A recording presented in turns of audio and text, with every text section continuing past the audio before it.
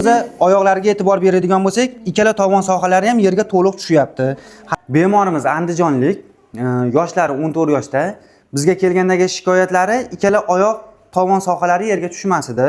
Tizza bo'g'imlarini kontraktura holatlari, ya'ni yozilmaslik holati to'liq emas edi. Biz bemorimizga operativ lecheniya taklif qilindi. Hozirda operativ lecheniya o'tkazilganiga 1 oy muddat bo'ldi. 1,5 oy muddat bo'ldi. 1,5 oy muddat ichida bizda shu axilloplastika, tenotamiya amaliyotlari o'tkazildi. Tovon sohalarini ham ko'radigan bo'lsak, mana bemalol tovonlari yerga tushyapti. Demak, hozirgi paytda endi bu bola reabilitatsiyaga o'tkaziladi. Massaj, parafin, kalsiy elektroforezlar, undan tashqari ortopedik poyabzallar qilib beriladi. Mana holatlarni e'tibor beryapmiz. Ikkala tovon sohalarimiz ham yerga to'liq tushib bo'lgan. Biz oyoqlarga e'tibor beradigan bo'lsak, ikkala tovon sohalari ham yerga to'liq tushyapti. Harakatlarimizni mana bugun gips yechildi. 1,5 oy muddatda bemalol harakatini boshlayapti mana.